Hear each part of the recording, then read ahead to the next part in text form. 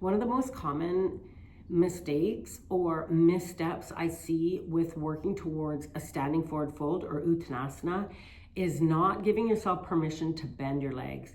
I'm kind of undoing this process with so many clients right now as we work through that, as we work through the hips, that I wanted to create this video so that you've got a little bit of a roadmap to how you can improve that without loading your body in the wrong way. Now, I don't know where this began, but I see a lot of people, when they try to do a forward fold, everybody thinks they've got to have straight legs, and they end up kind of here, and then they come out of there like that.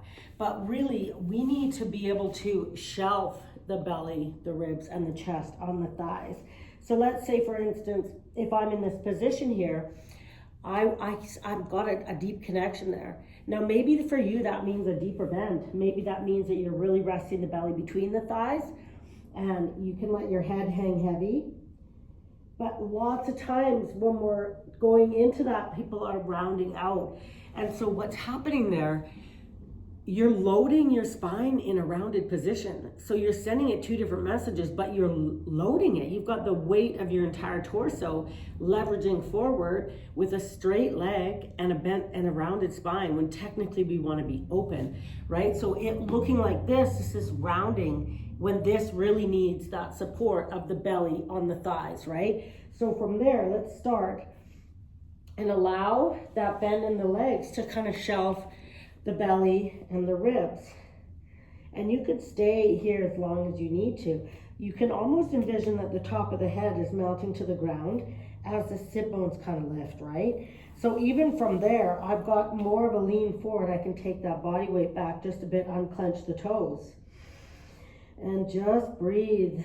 And you can feel all the way through the calves, through the hamstrings, and then down the entire backhand side of the spine. And from that position there, you've got so much more support. Maybe your quads are working a bit more. That's okay. You've got support here. And I'm a little bit wider than hip width, but then you could go, okay, I'm going to shimmy my feet into about hip width. And then you can kind of play there, move around a little bit, and let the upper body melt even heavier. Then if you want, you can grab alternate elbows. So see if you felt like you needed a little bit of a break. You just bend the legs a little bit more. And then you kind of let the hips lift up. So visualize you've got traction from the elbows melting down to the earth as the sit bones glide skyward. And just breathe, like really feel into it.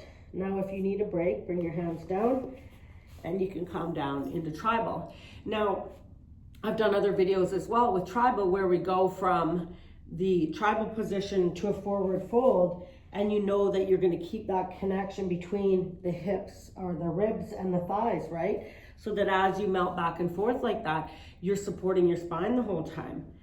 Then when you come down to here, this is more available too, because you're kind of setting your pelvic complex up for success, that you've got that mobility. And when we grease into that space, we're nurturing it. We're bringing synovial fluid, blood, oxygen, nutrients, and that synovial fluid is the coconut oil of the body.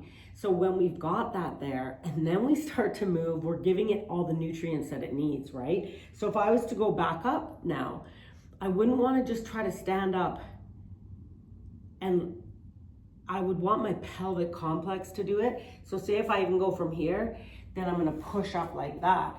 We want to almost visualize that the spine is the passenger, right? So if I'm going from here, a lot of times people will push the knees back and round up. We'd rather let the hips come down low, come here, and then see that you're kind of pushing the spine up. The spine is the passenger, the pelvic complex is the driver, okay? So from there, again, we're going to take that belly onto the thighs, melting forward. Now you can decide your stance too. You can come nice and close together. You could have your hands supported. You could put something under your hands there so that you've got that connection there. You can go wider. You can grab alternate elbows. If you want, bring the hips down, interlace behind the back, and send the hips up and the knuckles over, right? Deciding on what's available there through the front of the shoulder, through the biceps and the forearms, right? You get to decide. Then when it's time to come out, let the hips come down so that we're taking away that natural inclination to roll the spine up and load it. So try that out. I hope that helps your standing forward fold and gives you that connection that you need between the belly, the ribs, and the chest onto the thighs. Let me know how you make out. Have a great day.